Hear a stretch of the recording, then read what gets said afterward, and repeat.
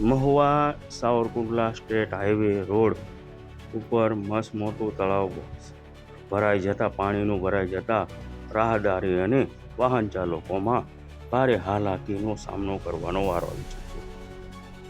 વાત કરવામાં આવે તો Mahuva Savarkundla state highway road ઉપર મુસાફરી કરવી જોખમી બની ગઈ છે. મહુવાથી માત્ર 5 કિલોમીટર દૂર આવેલા નેસોડ ગામની બાજુમાંથી પસાર થતો જે સાવરકુંડલા, અમરેલી, રાજકોટ, જુનાગઢ, મોરબી તમામને લગતો આ એકમાત્ર રોડ છે. તે સ્ટેટ હાઈવેનો રોડ છે. તે રોડ અત્યારે બેસીમાર હાલતમાં જોવા મળી રહ્યો છે. મસ્ત મોટા ખાડા પડી જવા પામે છે. મસ્ત મોટા ખાડા પડી જવાની સાથે જ જે કમોસમી વરસાદ 7 થી 8 ઇંચ જેટલો વરસાદ પડી ગયો હતો ત્યાં પડી જતાની સાથે ત્યાં તળાવ જેવો ઘાટ સર્જાયો છે. પાણીનું મોટું જબૂર તળાવ જેવું દ્રશ્યોમાં સામે આવી રહ્યું છે. ત્યારે વાહન ચાલકો અને રાહદારીઓને ભારે હાલાકીનો સામનો કરવાનો વારો આવી ચૂક્યો છે. આમ જોવા જઈએ તો આ નેસોડ નજીક મસ્ત મોટું તળાવ દર વર્ષે ચોમાસાની અંદર આવી જ સમસ્યાઓનો સામનો લોકો કરી રહ્યા છે. પણ જોકે આ બાબતે તંત્ર કોઈ પણ પ્રકારની દરકાર લેતી નથી તેવું લોકોમાં ચર્ચાનો વિષય બની ચૂક્યો છે. જોવાનું એ રહ્યું કે તંત્ર દ્વારા આ પાણીનો નિકાલ કરવામાં આવે છે કે કેમ, કે પછી હોતા હે ને ચલતા હે તેવો ઘાટ સર્જાશે. આમ દર વર્ષે આ ચોમાસાની હાલતમાં ચોમાસાના સમયમાં આવી જ હાલત થાય છે. ત્યારે અનેકવાર આ મસ્ત મોટા ખાડા પડી જવાને લીધે ત્યાં અવારનવાર અકસ્માત સર્જાતા હોય છે. ત્યારે આ મસ્ત મોટો ખાડો પડી જતા જે 4 વ્હીલ કાર હોય કે 2 વ્હીલ ચાલકો હોય ત્યાંથી પસાર થવું એક માથાનો દુખાવો સમાન બની ચૂક્યો છે. આ જે રોડ છે તે રોડ સાવરકુંડલા સ્ટેટ હાઈવે તરીકે ઓળખાય છે.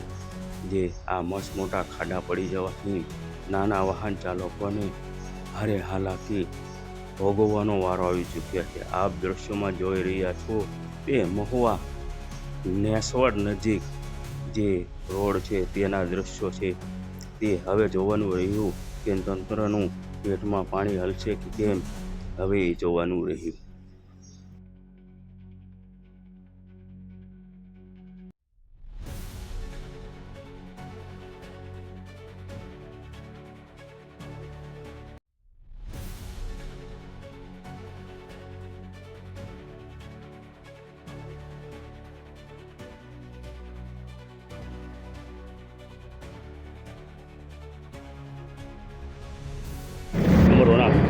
મારું નામ મારું ગામ લુસડી, ચાવડા સાતાભાઈ કરશનભાઈ. આ નેસોડ ગામને પાદર આ 2 વ્હીલ લપડે છે અને હજી તો ચોમાસું બેઠું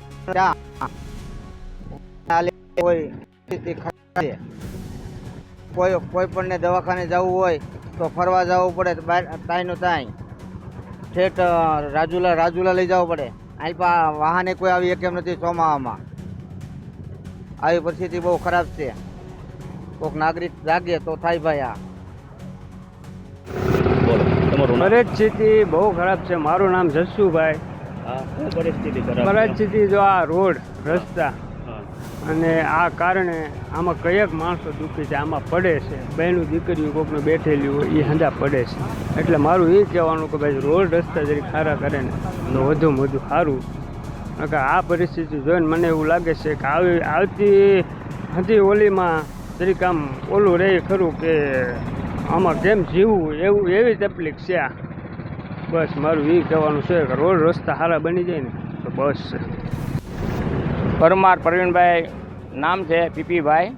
ને અહીંયા લગભગ 8 દિવસથી વરસાદ પડ્યો ત્યારથી લોકો બહુ હેરાન થાય છે. કંઈક પડ્યા છે, કંઈકને ગાડીઓ બંધ થઈ ગઈ છે. ને આને કંઈક વહેલી તકે કંઈક રસ્તો થાય તો સારું, નકર માણસ બહુ દુઃખી થાય છે અહીંયા. આભાર. જય હિન્દ, જય ભારત.